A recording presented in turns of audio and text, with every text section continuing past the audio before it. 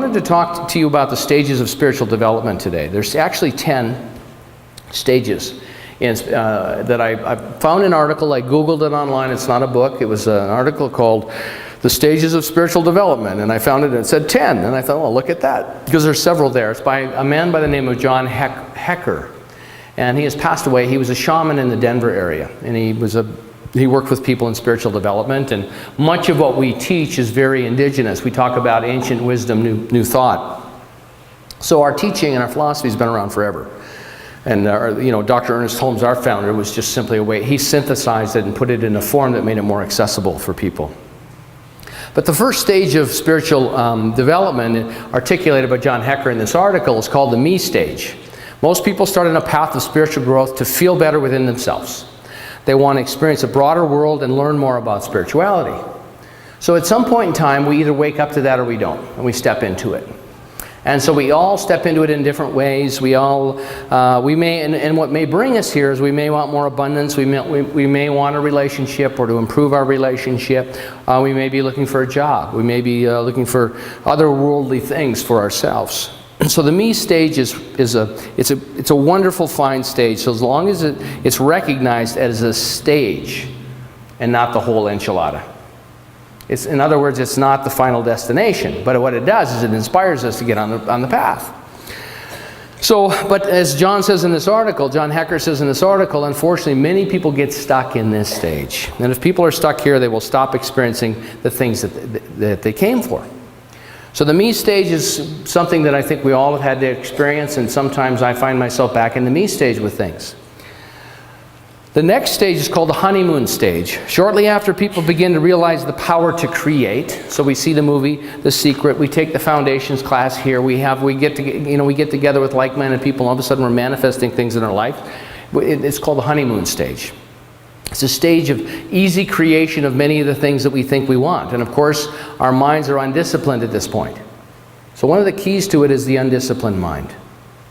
And so when we get into this, you'll see this, and that's why I think for years and years and years, a lot of this information, and this information has been around forever, a lot of this information was only given to certain students, certain initiates at a certain point in their development. Well, now it's all over the internet. So people with an undisciplined mind can get a hold of it, and they start to use it. But what happens are the pitfalls is the mind is undisciplined, it's less effective. That's why Ernest Holmes said, to learn how to think is to learn how to live.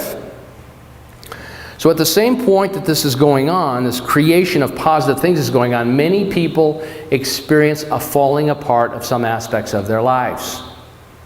Has anybody ever had that experience? You get into the metaphysics, you start affirming and doing things, and all of a sudden other things start to fall apart.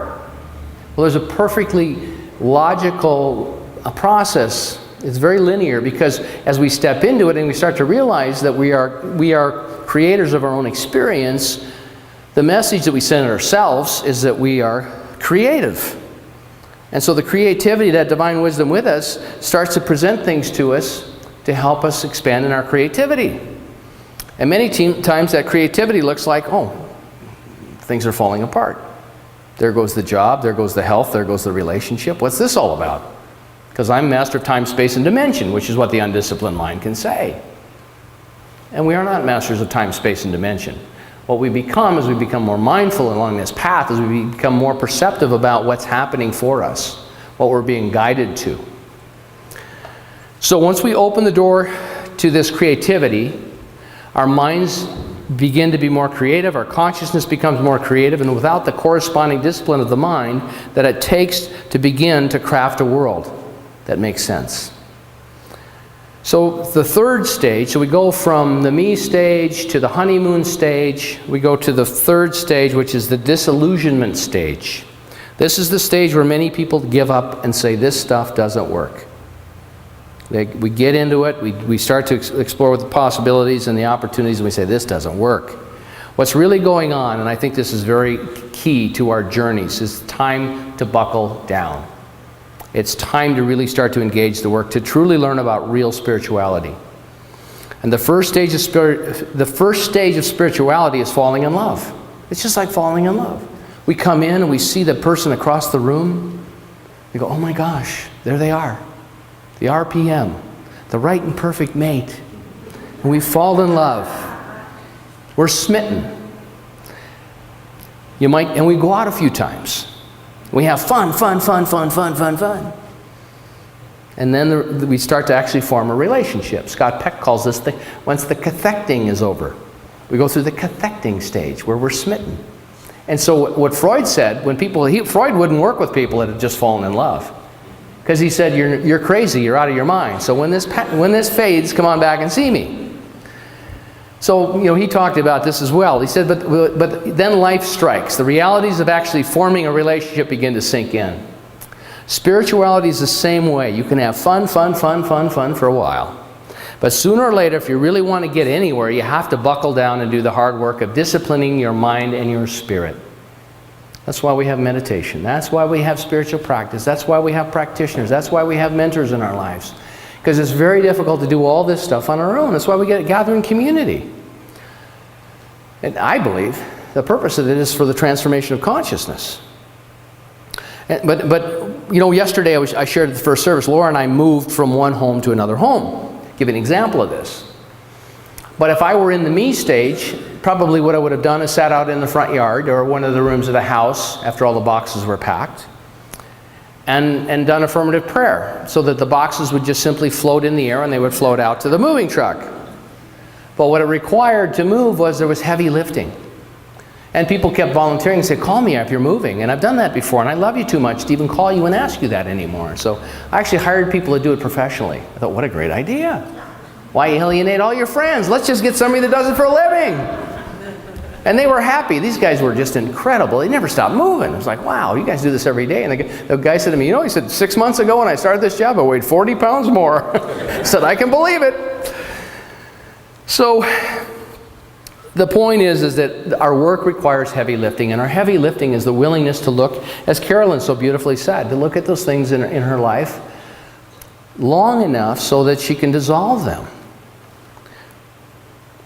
And there's no use, as John says here, in telling someone in the honeymoon stage or still in the me stage that is going to generate, if you tell someone about this disillusionment stage, it's not going to make any difference to them. They're going to ridicule and they'll be angry. They'll tell you that spirituality is simple and that you don't need discipline. You don't need discipline. Well, don't believe them. Everyone who has truly grown spiritually has had to do the work.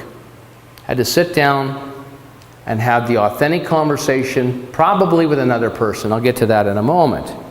As he says here, the option is to remain Bud Light. You can go around saying spiritual things and act all spiritual, but if you don't really have any true spirituality, remaining a Bud Light will get you into some workshops. But it's not true spiritual growth that any serious person wants. I watch it all the time. People will spend thousands of dollars to go to a workshop that is teaching exactly what we teach here. We just teach it over a longer period of time.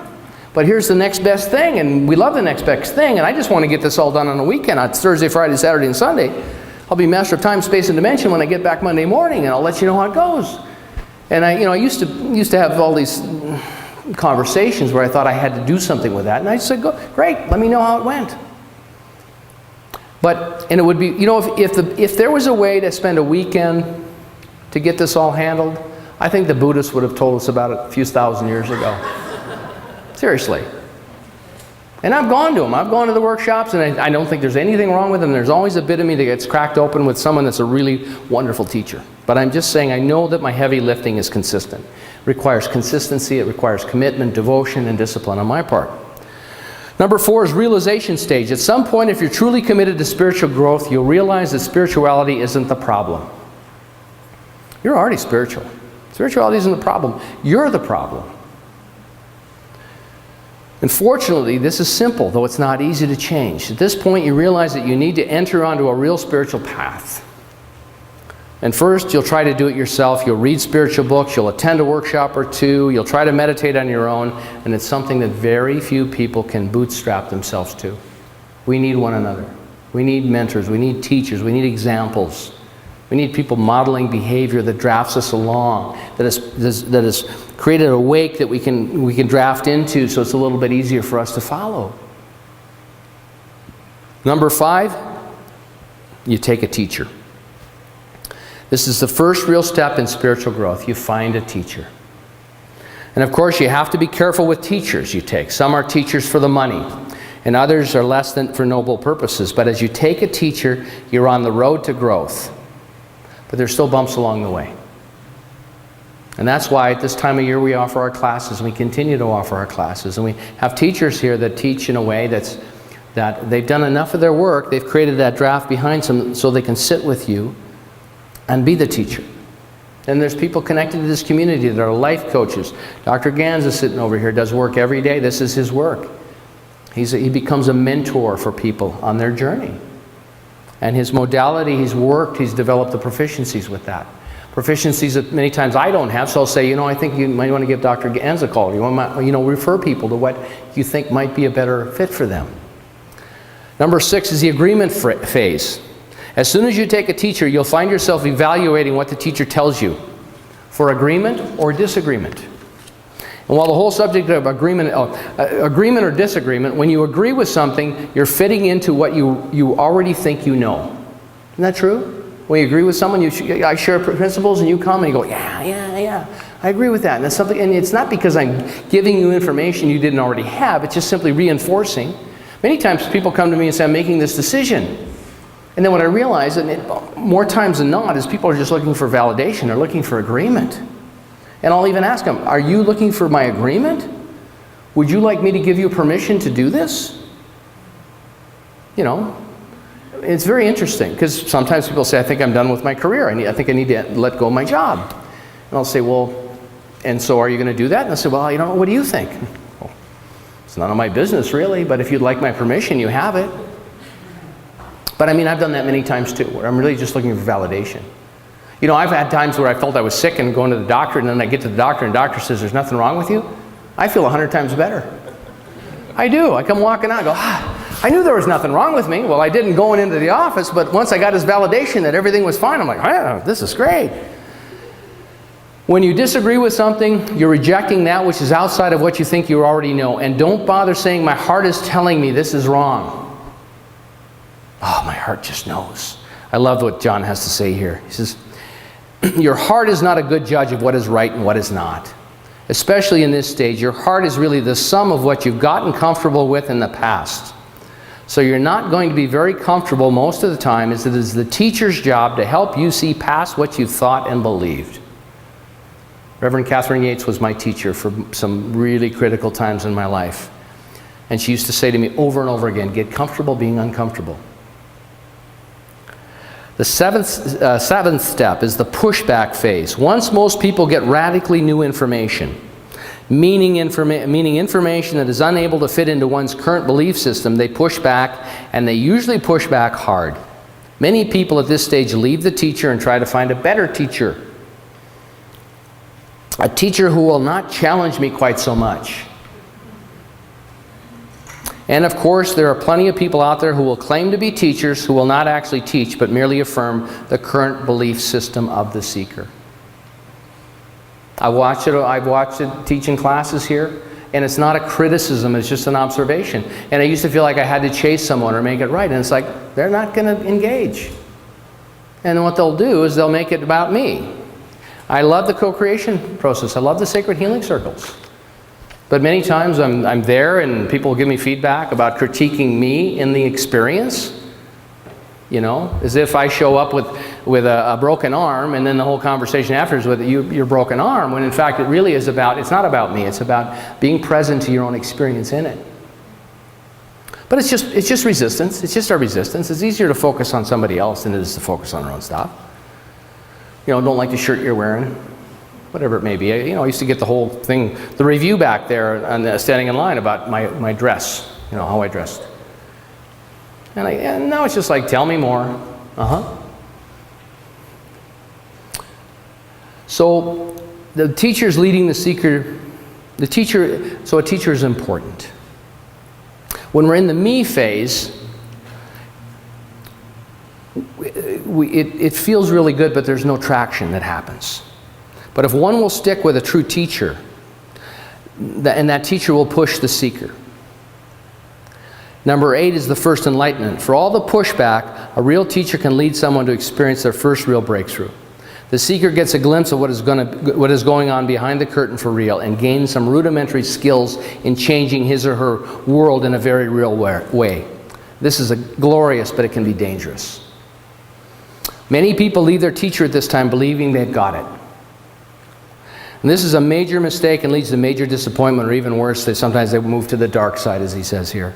This is the very time to stick with your teacher. There are many things you need to be taught, many, many things, because you're about to come into the mountain. So all of this journey is to prepare us for the mountain. Now, the mountain I would call, in correlation to, if you've done the sacred healing circles with me, is the error belief that all of us have. And so the error belief is what we carry, that our story we perpetuate on this planet.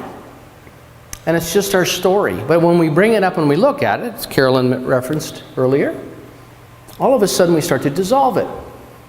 It floats up and we look at it long enough, as Ernest Holmes said, so it no longer has power over us. So when we get to that point, it's called, as John refers to it here, John Hecker refers to it here as the mountain. If you stick with your spiritual path, you will confront your mountain. All of us have a mountain. And that's why when we're in the me stage, when we're in the honeymoon stage, we get our affirmations and we affirm over it. Because what that does, and it's very important and it's very potent, is we need the courage to push it down. It's our strategy for survival, and we got to do it that way. But to stay there just pushing it down and pushing it down without bringing it up with someone that can guide us, we get no traction, there's no growth. We just stay in that state of, we white knuckle it. I've known many people that quit drinking, but they're still acting as if they're still in their addiction. They're just not drinking anymore.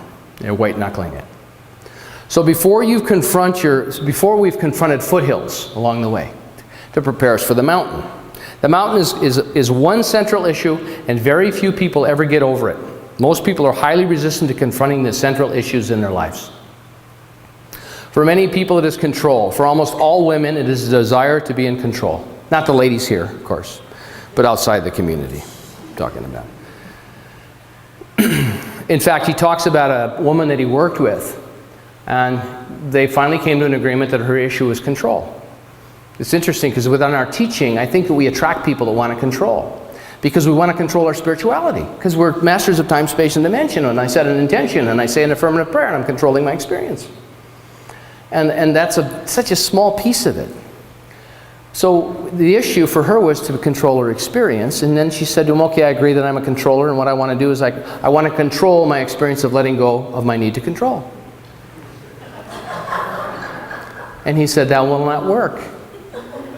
And she left the teacher. Many enter a spiritual path for more control and leave when they find that they must surrender to the flow, and also for a time surrender to the teacher for any real growth to take place. And that's why the teacher has to be in such integrity and want the highest and the best for you. And it's also a teacher, what I know about this is you can't take anyone anywhere you haven't been. Because then all you're doing is announcing. And I've been around a lot of announcers in my life. And there's nothing wrong with that, but you know. People always ask me, why have you been so successful in ministry? And I said, well, there's three things that I know about that. Number one, I've had a significant shift in my own consciousness. And that gets conveyed beyond the words.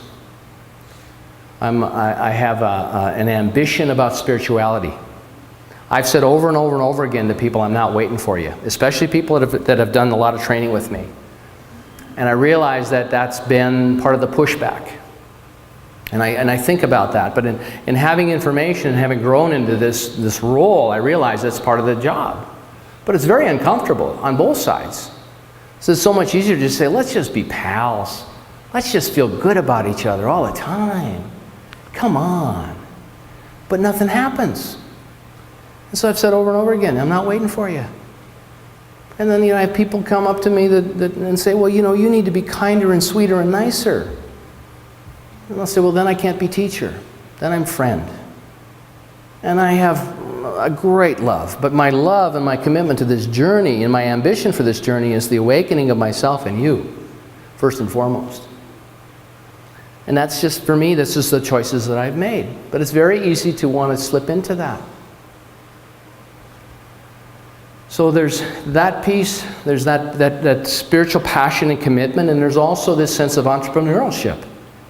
To what is alive and dynamic within this community? How can I speak to the heartfelt needs of the community? And if I'm not connected to that still small voice within me, I can just go off the rails. So the whole process for me of my ministry is listening deeply within my being and feeling connected and having that guidance so that I can speak to something and share something of value. So I can put that small me stuff down and realize my needs are met, but how can I be of service? So when you have those three, you've had the healing, you've got the passion, the ambition to want to help make a difference in the world, and you also understand that this is a business. This is a business here, and I want to be here, and that's why we do this intentional giving light. Bless you for those of you participating in it. We want you to be fed. We want you to live inspired lives so that you can come back in, and there's not only the spiritual and the emotional coin, but there's also the economic coin, so we can continue to function. And so to reach out in bigger ways. We're doing the food bank. We're going to get Reverend Connie Phelps launched in Kenya next month, and we're going to continue to do that and support her as outreach for this community. And so there's ways we can do it. So wouldn't it be great to feed everyone, but let's feed people where we can. Let's start there. Let's start with with what we can do.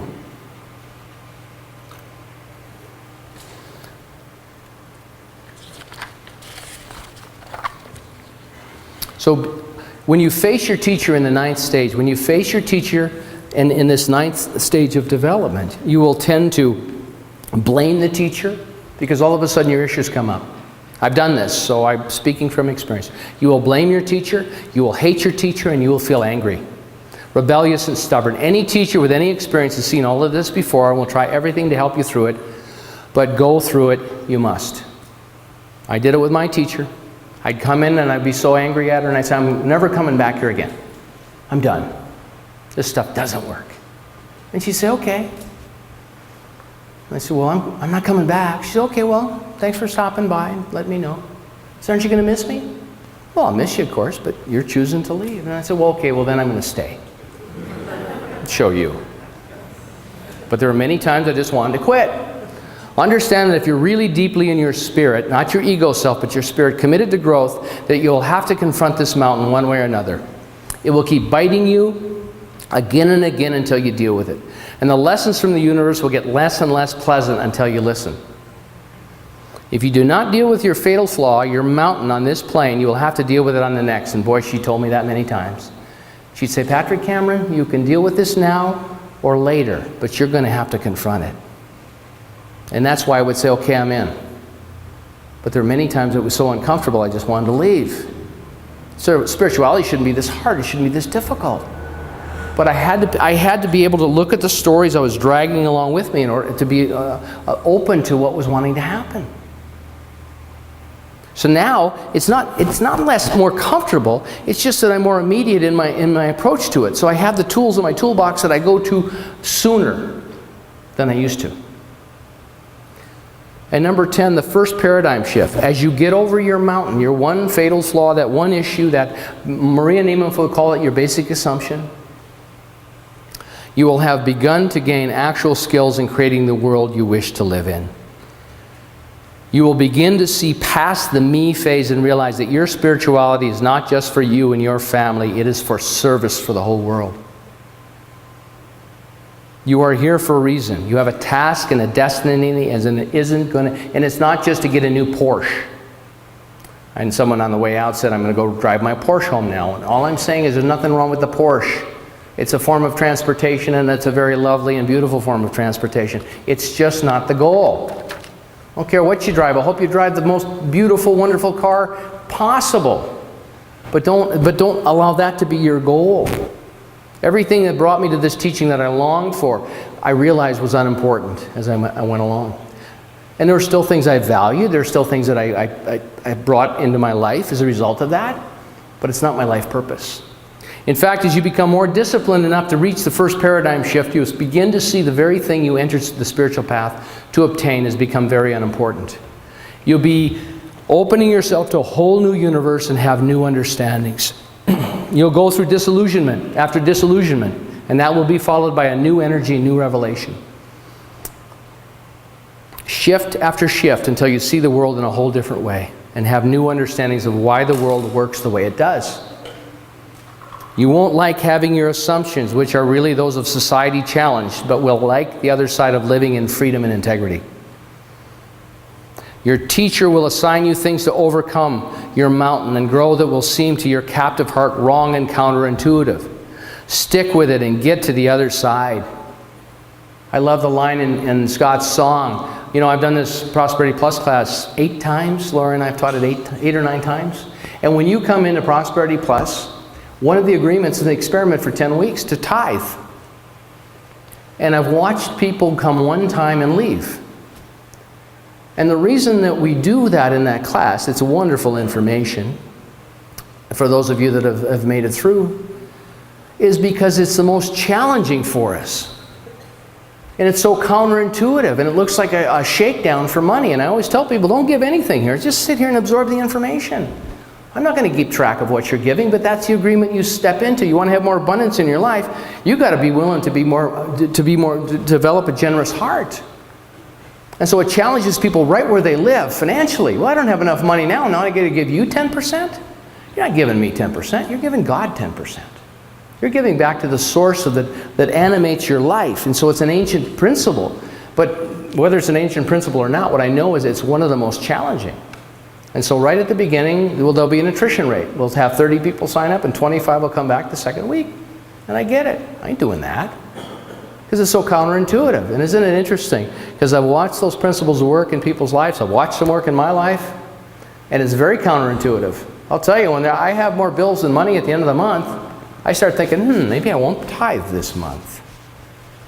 And I realize, remember, then I have had the experience with doing that. And it's, remember the last time you did that, how that went? Yeah, okay. So then what I do is I don't try and pray to shrink my bills and obligations. What it is an opportunity for me to expand the awareness of the universe I live in and to get a bigger idea of the spirit that animates my life, to get a bigger idea of God in my life. But that's my responsibility. So it's not about shrinking what the obstacles are, it's about expanding awareness. But I've watched it, and as teacher, you just got to be willing to stand in and go, okay, I get it. Not for you. We're going to be here. You still come back and participate whatever level you'd like to, or not. But for me to try and make that practice or any other practice, have a meditation practice in your life. Help discipline your mind, because eventually with a meditation practice, those random thoughts that drive us off the rails, they become quieter and quieter and quieter. And then pretty soon we develop the awareness within our being to say, oh yeah, there's that fear that comes up for me. There's my mountain that says, I'm not good enough. Oh, I hope nobody finds out I'm not good enough. I don't deserve. Why would somebody love me? Do you know what I've done in my life? See, all that stuff's our story. And the story is not the truth of who we are. And we get to choose our story. And then all of a sudden we can change it, and the perception be, oh, there's the story I remember that story where I used to choose that I was not lovable. That I didn't deserve a loving and beautiful relationship in my life. And I didn't deserve great finances in my life. When you are in freedom around finances, it's a life of, Marcia Sutton says with this co-creation, there's nothing like freedom and joy. And it's not based on a number in our checking account. It's just simply based on this freedom of well-being to say, I got enough today. I got enough right now. And it's not by my hand. I am in co-creation. I'm in an intimate relationship with this unseen force for good. And so I allow that to support and guide me and resource me. And that's part of what these stages of spiritual development are. So my life is not about me, although sometimes I can slip back into me. We all can do that. And then I'm back into kingdom one of consciousness, victim consciousness. I want to share something from So those are the 10 stages. You can go online and Google in stages of spiritual development, and it'll pull up and it'll say 10. There's a bunch of articles there, and I pulled it off, and it's by John Hecker. This is from Gangaji. She's a wonderful teacher. She's actually went over to India for a number of years and was a disciple of one of the teachers over there, and she came back. She lives in Santa Barbara now, wrote a wonderful book called The Diamond in Your Pocket. And she talks about our story. She said, we are encoded with the cultures of Mesopotamia, ancient China, the Holocaust of World War II, from the Sistine Chapel to the Mississippi Delta juke joints. The stories of beingness is told. History remembered and forgotten is the story. And she continues, a couple pages over. Telling the personal story is the primary religion of most people on the planet. The personal story gets located in a body, a tribe, a nation, a religion, and us. This is why the planet is constantly at war, and why we are constantly at war with ourselves. If you can recognize what your story is, then the story is conscious rather than unconscious. You can see what the story is, and you can choose to stop following it as if it were reality.